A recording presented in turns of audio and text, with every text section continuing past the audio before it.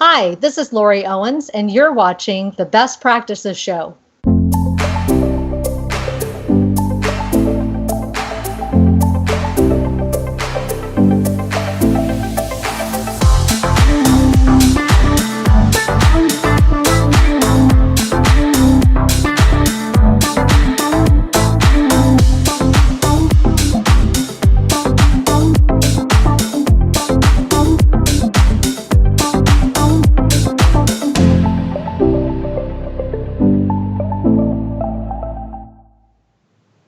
Hey guys, thanks for tuning into the Best Practices Show. We are where we take a look at the best business practices with all the best practices in dentistry all over the world and all over the country. And today I have a crazy special episode to you that you do not want to miss with our good friends, Laurie Owens on this. Now, a couple show notes before we get into this and start discussing. We are shooting this live on Facebook. So as you're watching it, continue to add questions to the feed, and I'll ask Laurie the questions while we have her on here so we can get the answers directly from the expert.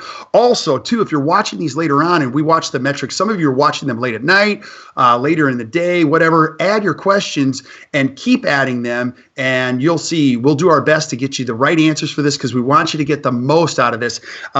And again, thank you so much for all the shares, all the comments. Keep sending us suggestions for great shows. Today is no exception. You're going to see we're doing our best to get these on in a timely fashion. And right now we're up over 38,000 followers on Facebook, well over 150,000 visitors on iTunes. I don't even know how that happened, but just thank you, thank you, thank you. Now, my guest today, Laurie Owens. Now, some of you might not know who she is, and I'll just give you a little background. We kind of crossed paths through the Seattle Study Club Symposium. You're actually one of those experts that I lean on heavily who does something that nobody else can do. And today we're going to be talking about a very big medical secret, billing secret, to getting reimbursed for large cases that a lot of people don't know. And so we have a lot of people that are incredible specialists, surgeons, restorative dentists. They're doing very large cases or more comprehensive cases. And there's a hidden secret that a lot of people are not aware of. And so before we get into that, let's talk about you first. Who are you in case people haven't seen you or heard of you?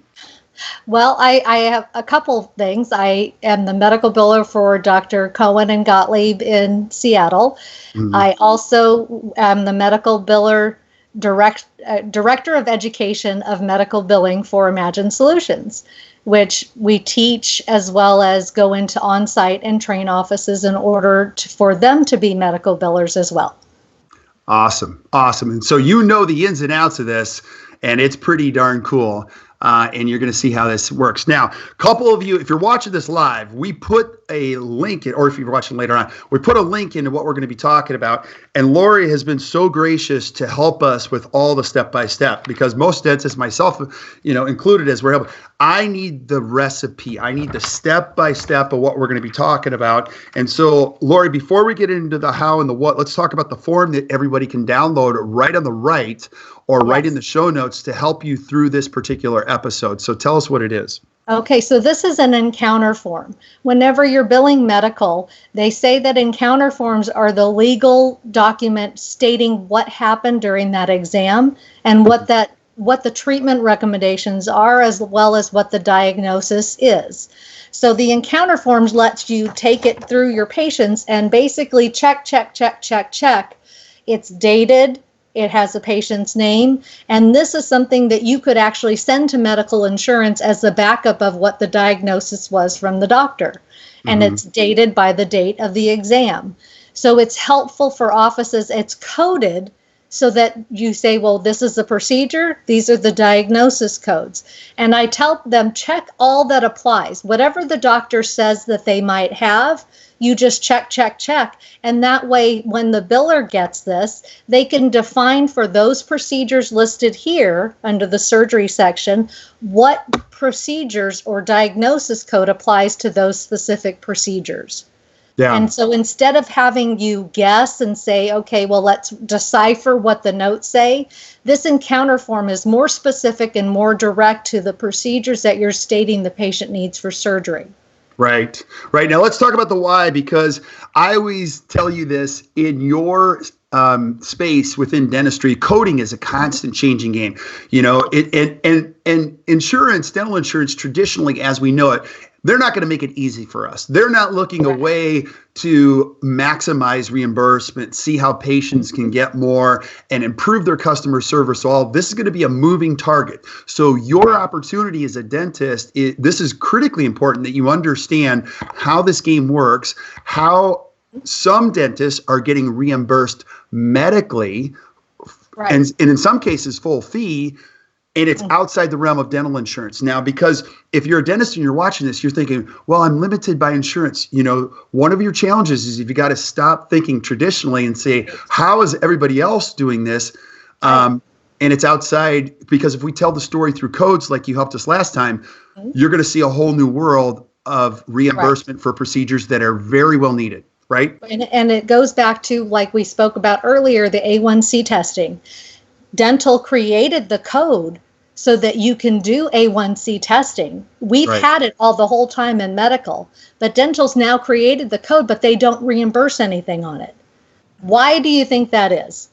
Because they know it's important, yet they just are telling you that they know it's important enough to put it in their code set, but they're not actually applying reimbursement. Where medical would reimburse that at 100% because you're screening for diabetes. You are not telling somebody they're diabetic. You are screening somebody for diabetes. And that's the diagnosis code that you use. Right. So how much better would you be to, number one, the patient doesn't know what an A1C is, doesn't know what their number is, and you can help them know what their number is, and you can actually get paid for it. Right. Now, on top of it, too, this isn't about money. The future of dentistry requires you pick one of two paths. You can either change people's lives or you can fix teeth. And as you can see, what she's going to be talking about is really embracing patients on a whole health level and getting reimbursed for a lot of these things. Now, like even go back to the exam thing. You were saying, like, even if exams are done on different days, how my brain was exploding as you and I were talking before we went live. Like, there's something I'm like, I didn't know that. Tell us what you told me. So in other words, if you have a patient that comes in as an emergency, maybe they broke a tooth.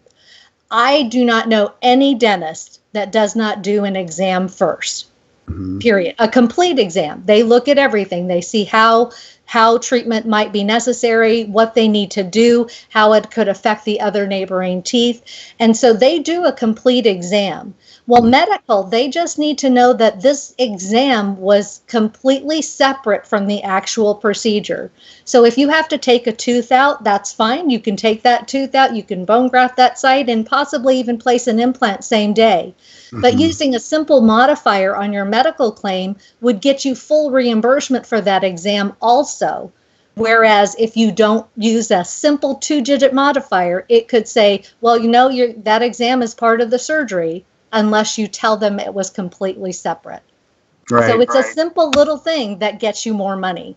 Yeah, and this is just the tip of the iceberg, as you guys are going to see as you're watching this, because there's so much to learn. You and I are going to be uncovering these for many, many months. But let's go back to our form. And so, again, if you're watching this, download a copy of this so you got it in front of you and walk us through this. I wanted to talk about the why before we get into the how, but let's talk about the how. So if you look at the top, you'll see the procedure codes. This is the initial exam. Okay. And you're looking at a new patient or an established patient. Okay. And the code levels go by the amount of time that the doctor spends face-to-face working with the patient. 202, the 202 code, 99202 is going to be about a 20-minute exam, and the 203 a 30-minute exam. So in other words, it's not talking about sports. It's not talking about the family. It's talking about that specific problem, looking in their mouth, addressing that specific problem.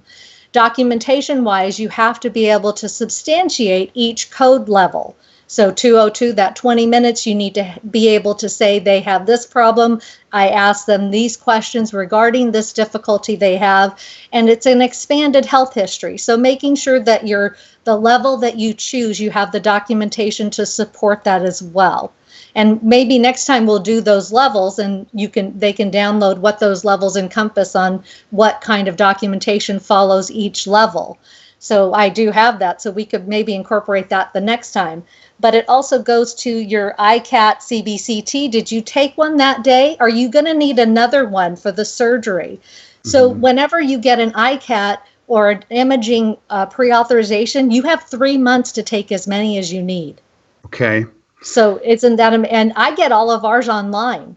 That's crazy. So I didn't know that either. it's so easy. Once you create an account with aimspecialtyhealth.com, you can get almost all of your imaging diagnosis or your pre-authorizations online. And it's a 3-month period, and they'd give you the range that you're approved from this date to this date for imaging. Right. Now, let me ask you one more question. Let's talk about the logistics of this. You were mentioning have one of your assistants print this out during the appointment, right? So that or print them out ahead of time and just have them in the room. Right. And so they're available. They can grab one and say, this is most people know that what people are coming into the office for. Right. They usually do it during the huddle. They kind of go over all the new patients so that this is an all-on-4 possibility. Just have it ready so that you can just grab it and check.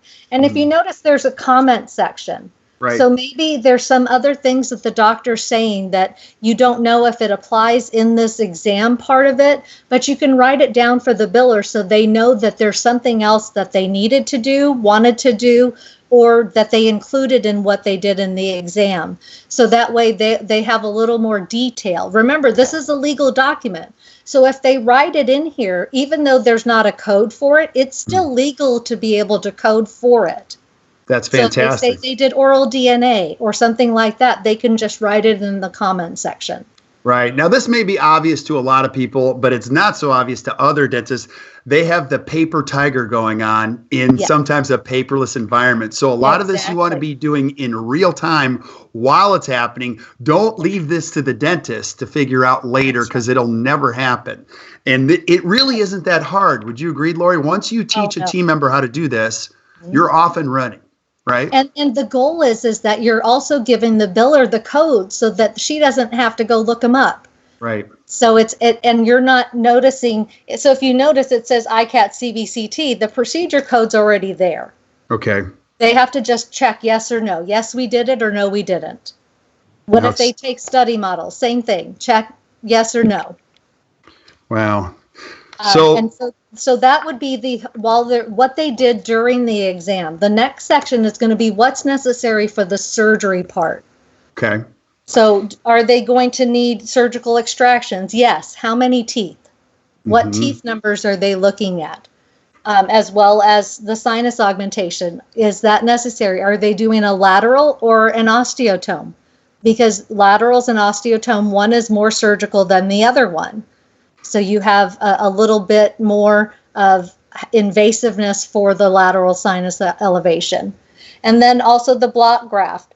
If they're doing a block graft or bone graft, they're all on there. Just circle one and then tell them what areas. So we tried to make it really simple so that, alveoplasty, if you have an edentulous area, the doctor has to do alveoplasty, that's a billable code. We don't think about alveoplasty in all-on-4s, but they do it almost every time. Right. And so we haven't billed for it because we didn't think it was something that was billable. But it absolutely is. And in medical, it's pretty much known that if you have an edentulous area, you need to do alveoplasty. Right. So now, can you pause there? Make sure they know. Right, because we were talking about atrophy of the bone, and just while we're going through this, can you share with our listeners what you were telling me about the atrophy of the bone and the severity of it when the tooth comes out? Right. So whenever we do extraction bone graft implant, medical needs to know what kind of severity of atrophy has occurred in the bone.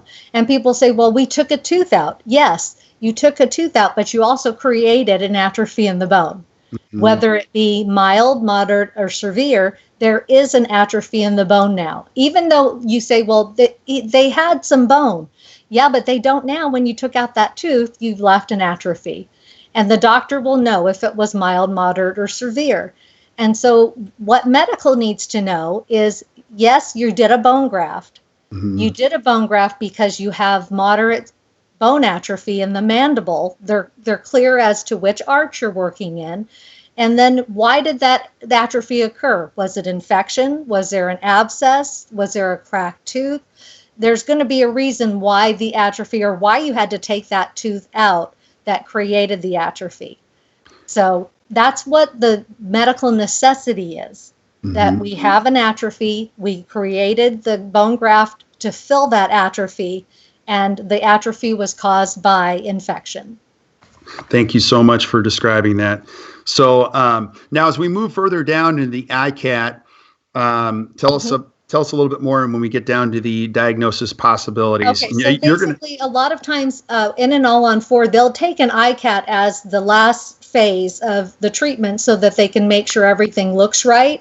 And so making sure to check that is going to help your biller know, even though you did one up here, knowing that you need another one will help them know how to get that authorization, because they know they're looking at more than one ICAT image to take. And most doctors will take more than one, and they should be paid for what they do. So going down further, I tell them if you look on it, it says check all that apply. For the diagnosis, because there's going to be a multiplicity of codes that can apply to what treatment this patient is needing and the why. Right. So if you look on the right-hand side, or the left-hand side, I'm sorry, you'll see it says complete loss of teeth due to trauma, complete loss of teeth due to perio, other cause, and caries. So whenever you're doing a complete arch restoration, you need a complete loss of teeth code. Okay. And it's going to be one of these reasons. Either they have perio, or they have trauma, they have other systemic disease, or they have caries. So it's going to be one of them. So just check one. And the severity they can go through once the doctor knows what class type they are. If it's a good case and they have a good long-term restoration, they might be a class 2 or class 3, a little bit more severe, but still have a good prognosis. So that class is not important right at the moment, but checking one of them is. Right. And it lets you know what series of events this patient is undergoing. The rest of it, you've also got on here the atrophy. We talked about atrophy of the mandible, atrophy of the maxilla. It tells them what area they're working in again. And then going through, what if you have abnormal jaw closure? You'll see that's an M code. That's musculoskeletal. If they have an abnormal jaw closure, most people that have missing teeth have an abnormal jaw closure. So does that apply to this patient? And having your dentist know that these codes are available, he's going to know how to direct you and tell you, this patient has an abnormal jaw closure. Maybe they have a deviation in the opening and closing of the mandible. And most people that have missing teeth have a deviation in the opening and closing of the mandible. Yep. So you're looking at musculoskeletal things now. So at first you said a complete loss in the K series. Now you're moving into the musculoskeletal reasons as to why that patient might be having that. Right. Does that make sense? Now, again, you keep teaching us this, is that if you can tell the story through the codes, and it doesn't have to be an incredibly long narrative. You're constantly teaching me this. Medical insurance will often pay for these because, finish that sentence, because I want people to listen. They will pay for these because they know that what you're doing can keep their patients out of the hospital, out of the emergency room. There's studies out there right now. Mayo Clinic did a study that almost 80% of the people in the emergency room were there for tooth-related issues. All they could do is give them an antibiotic and a pain medication and tell them to go see their dentist. Yeah. So if you're keeping them out and spending thousands of dollars at the emergency room, and the money that they send to you is going to keep that patient out of the hospital, you're saving them money in the long run, and they know it. They truly know it. Yeah, and I could also say this, I'm putting this together. We had Dr. Bradley Bale from Beat the Heart Attack Gene out this weekend at our Napa Mastery Summit. He was sharing with us how dentists are sitting on the cusp of one of the biggest health revolutions we're ever going to see, because now they have lots of evidence on how this particular area of the body impacts the heart and causes the number one disease that we're all. And so you got to remember, insurance companies are also looking at billions and billions of data points. So they also know. And so if you're a dentist watching this, you have to understand the opportunity that's ahead of you is knowing how important your role is in the future of healthcare. It is crazy awesome to be a dentist right now. Now, what Laurie's teaching us is critically important to that, because if you keep bumping into the wall of insurances that are dental specific, you're going to get stuck, right? Yes. Yeah. Now show us. It's not about the teeth. It's about the reconstruction of the arches and how you're making the bone more stable and infection free. Right. Now, I love stories, and you showed me an EOB. Take me through the EOB. Can you share them? Okay. Oh my gosh, I love this. And there's a lot of people that will say, okay, but I can't get through to this company, or I can't get through to this company. This company doesn't ever pay for anything.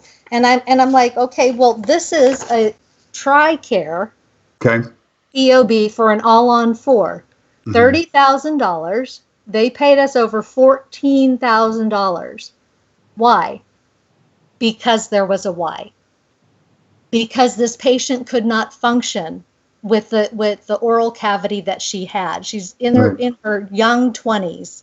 Right. So they know that this reconstruction is going to maintain her for the rest of her life and keep her out of the hospital. So people say, well, TRICARE is impenetrable. It's a military thing, and we can't get into it, and we have to become providers, and you don't. You have to have a good why. Why is this medical case? How could this help her be healthier? Right. And that's what we were able to prove to them, that this person had a disease that was causing the breakdown of her oral cavity. Right. And within that, it wasn't that we were replacing her teeth, although we did replace her teeth, but we were giving the arch reconstruction, form, and function. So that's all we were able to prove to them. Yeah. And it's also life-changing. I just love the story we told last night. Dr. Michael Cohen from the Seattle Study Club, Dr. Bob Gottlieb, who you work in their office, they seated a case on I think it was an 18-year-old patient. Was it a $45,000 case? $60,000. Oh, it was $60,000. I didn't. Now the number has very little to do with it, but the fact was the patient couldn't pay for this. Exactly. And Bob said this: when we seated the case, everybody cried. Everybody was crying. Yes. How cool is that? When you can do. It is one of those factors that if I ever get discouraged, I think about that girl. Yeah. And how we were able to help her. And I've never met her. And still, I did all the pre-auth and everything else. And I still have never met her. And Bob texted me when they were done. And it chokes me up to think about it now and how much this girl's life has changed. Awesome. And she's become a productive person in society because the confidence that Bob gave her by reconstructing her mouth. Yeah. And it's huge. Now, here's the underlying message. What we do in dentistry is crazy powerful, but we can't think traditionally. Your ability to think and understand where this goes is critically important to your survival and mental health in the future. And so, Laurie, your space is one of the most confusing for me, coding, because it's not the same every year. It's a moving target. Explain to us how that works, because you're going to keep coming back year after year, and I'm going to be like, they changed the rules again. You're going to go, yes, they changed them again, and here's what's changed. Why is that happening? Honestly, I really believe that it's changing for the better for dentistry. I don't know if they intended it to be so, because they're making it specific to the areas like the bone graft on the mandible, the bone graft on the maxillary. So they're changing it to the specifics that really apply to the better for dentistry. But yes, the rules change, but within that, they're not so skewed that it's so arbitrary that you go, I have no clue why that would apply. Most of it has made sense year over year on how they've changed it, because they've made it more specific to dentistry. For instance, a soft tissue graft. They've made it to where you can say severe localized recession. So it's very specific to that area. And so it's helpful for dentistry so that we know that there are specifics in the medical industry that even though we don't know how the dental or the medical might process it, I tell everybody, if you can think of the lowest amount that they'll process at 50% and your code is considered, the least they're going to pay is 50%. Mm-hmm. And I'd say if you under promise and over produce, you're looking good. Yes, you are. Yes, you are. So what are some other things as we look at this that are important to know as a dentist or as a team member about this entire process? Number one, the most important to know is that even a scan of this in their chart is legal documentation as to the why of the procedure. Okay. So if they said, if medical came back to you and said, provide medical necessity, you could print this out and say at the initial visit, these were the determining factors and diagnosis codes for this patient. Number one, remember it's dated. It's patient specific because the patient's name is written on there. You could provide this to medical insurance as backup as to why it was medically necessary.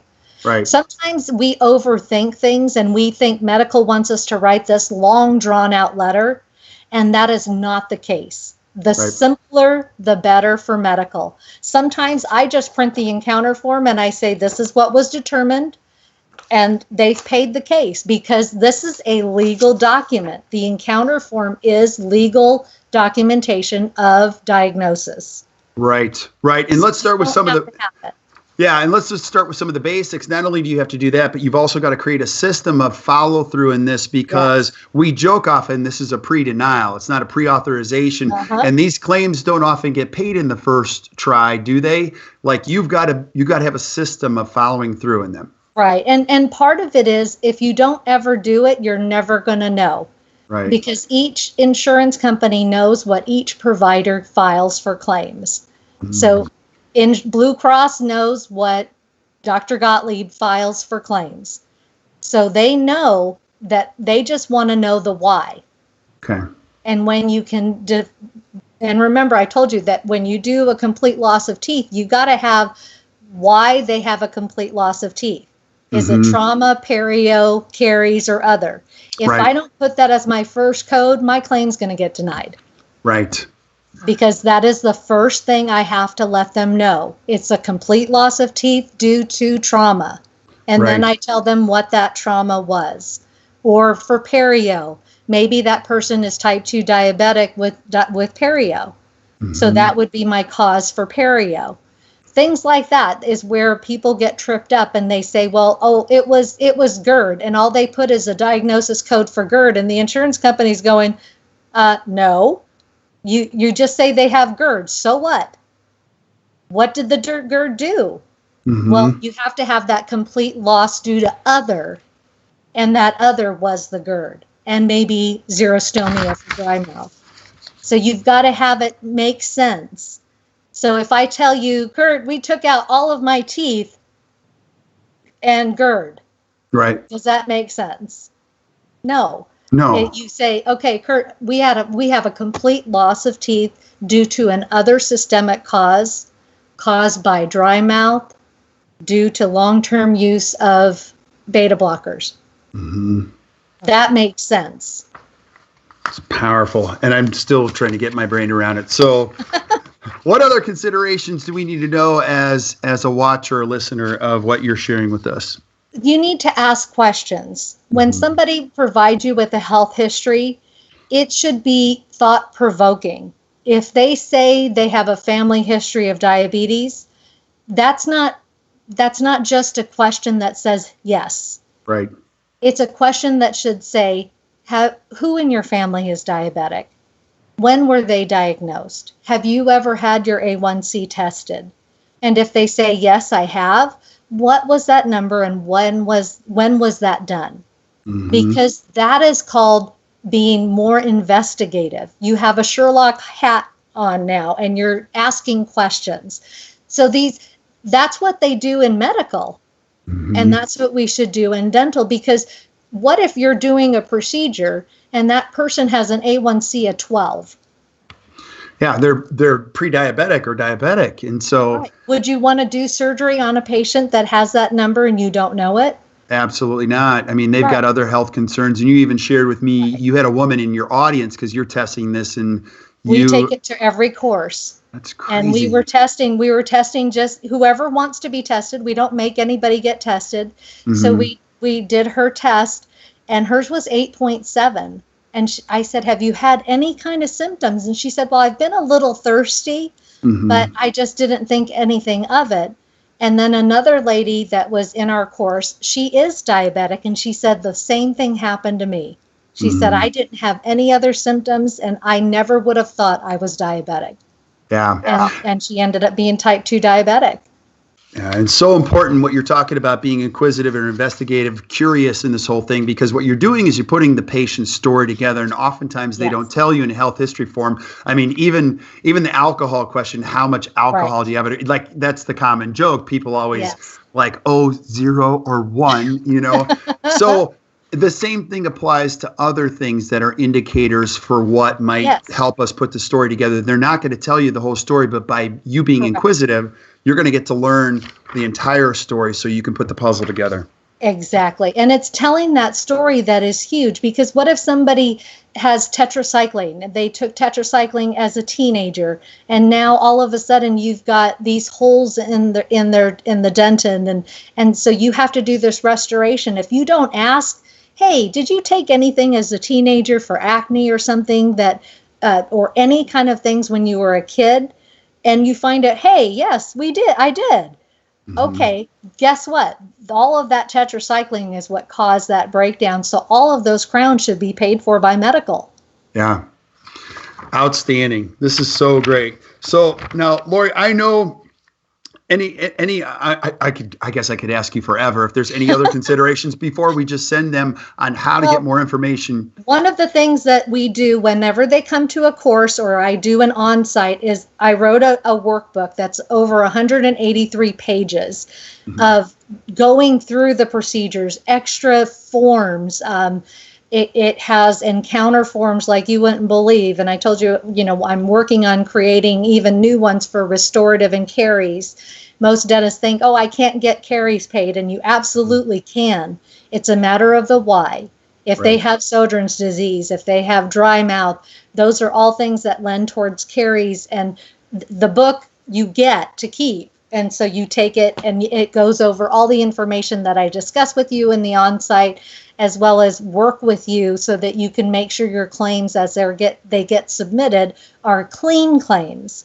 In other words, they make sense. Right. Because you don't want to say, okay, we're taking a tooth out and they have a hangnail, because that doesn't make sense. No, it doesn't. It doesn't. And so as you can see, like, this amazing woman is just an incredible resource for us. And I'm just going to say it. I think you got to sit down with her once a year, whether you take her course or you have her come to your office. And you actually have a course coming up in Colorado in September that people, you'll go through the entire manual. But you actually said this. I'm like, I'd give you the whole manual. You need to know how it works and the step-by-step. So if you can't make it to the course in Colorado, you actually come to people's offices. Can you just talk about that? And I can come for 1 day or 2 days. I like to do 1 day with the staff and then 1 day with the biller working on your cases. So by the time I leave there, I know that they can submit a claim. I know they can figure out diagnosis codes. I know I've given them all the tools that they know how to access benefits for your patients. So and if I can only do it in 1 day, if that's all the time frame you have to work in, I can do it in a day. But we want to make sure that we sit down and that your assistants are on board, your hygienists are on board, because there's a lot of things in hygiene that they already do that we just don't think about, that is really a medical issue. And even if you don't send the prophy out to medical, you can still send the other stuff on what you're doing, whether it be smoking cessation, nutrition counseling, your A1C testing. All these things are diagnostic tools that medical providers use for your benefit. And it's the same thing. We're doing it for our patients' benefit. And, we still have to pay to get the lights on and keep the staff there. and we're already doing these things. So Right. let's see how to utilize them. And like I said, I don't want somebody to think that you're going to take a $230 appointment and make it a $550 appointment. But we can take it step by step on how to show the patients the value that they get during an appointment. Yeah, and I think the first step for us in the dental industry is just education. We've got to stay at the forefront of what we could possibly know, because some of this stuff is still unknown to the vast majority of dentists. Right. So I could not be more grateful for your help just in the last couple of months. Every time we get on, you teach me new stuff, which I absolutely love. So if you're watching this, couple things. Again, download Laurie's forms. And if you go back to previous shows, you're going to see her quick finder, which I use all the time. And it's a simple little sheet you can use. And then, Laurie, I know you're always available for questions and education. And so we've posted her links within the body of this particular post. And again, I'm just so grateful. So thank you, Laurie. I really, really appreciate it. Thank you, Kurt. I love Act Dental. I love Act Dental coaches. They are to me the highest level of class. Well, that's the best way to say it. I appreciate it, because the secret of anything is you just find great people and you get out of their way. You have a great team of people. I am very blessed. You know, it's a matter of we want to help. The Imagine Solution wants to help. I want to help, and it's out there. Whereas when I started in this industry, there was not help to be found. Yeah. And so it was trial by error, and you don't have to experience that. We will be there to help you. Yeah. And well, you are helping a ton. So thank you so much. So stick around while we say goodbye to all of our, the rest of our watchers today. But thank you guys for watching. Really appreciate all of your comments, feedback, and everything. Do us a favor. If you enjoyed today, which I know you did, just hit the share button, share it with your friends. Keep sending us suggestions for things that you want to see from not only Laurie, but other guests, and we'll do our best to put these on. And I guess until we see you next time, keep watching the Best Practice Show. You guys have a great rest of your day.